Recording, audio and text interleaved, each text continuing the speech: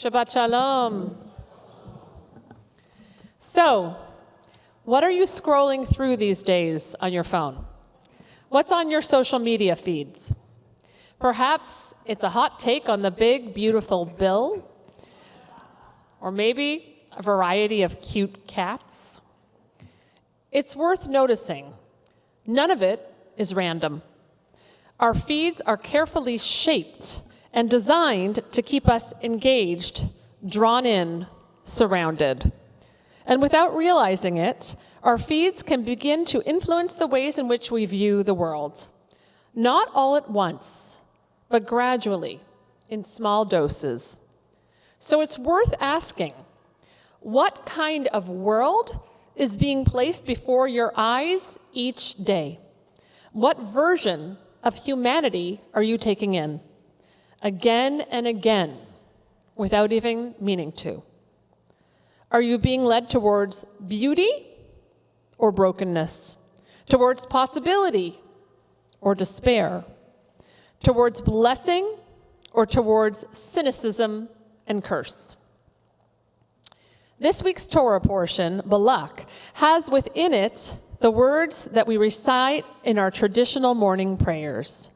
Ma tovu ohalecha Yisrael, Ma tovu ohalecha Yaakov, Mishkenotecha Yisrael.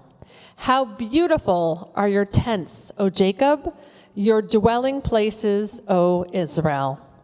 Balaam, an idolatrous prophet, is hired by King Balak, Israel's enemy, to curse the Israelites on the eve of battle.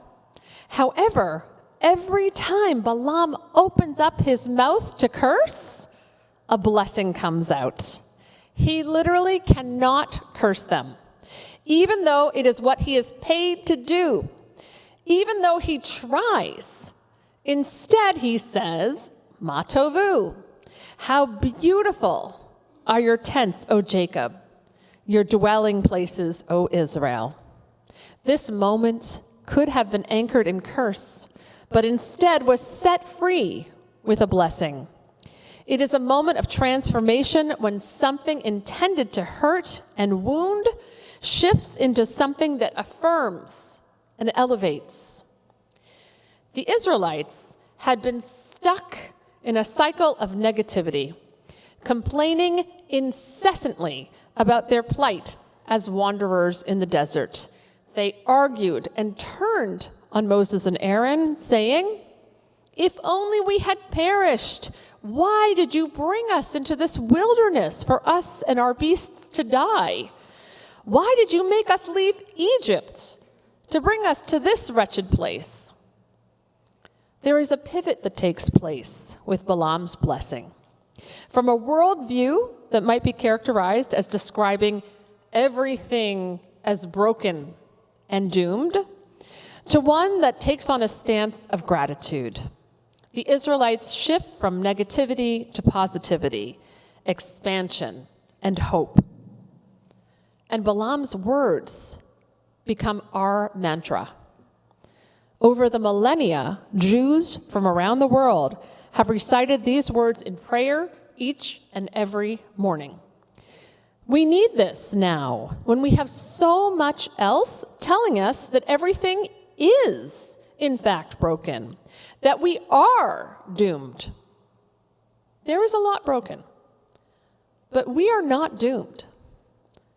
Pirkei Avot teaches, it is not incumbent upon us to complete the work of fixing all that is broken, but nor are we allowed to give up, to throw up our hands and surrender to the chaos.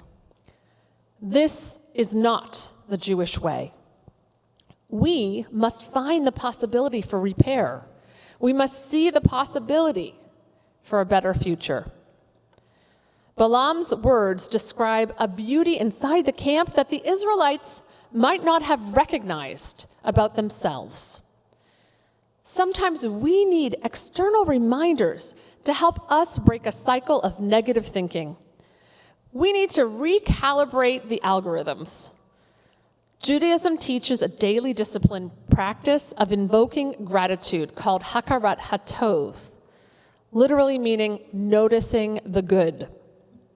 The act of naming the everyday blessings in our lives functions as a shift of our attention away from negative talk. Our minds amplify whatever we focus on. Fear attracts more fear. Envy begets more envy. But Judaism teaches us to start the day with gratitude. In this way, the words of the prayer, "How beautiful are your tents, O Jacob," function like a hidden prompt, telling us to make our lives more beautiful.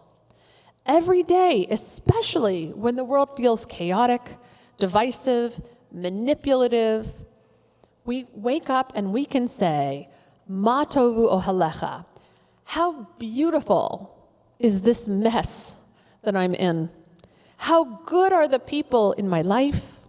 How sacred is my home, even with its imperfections?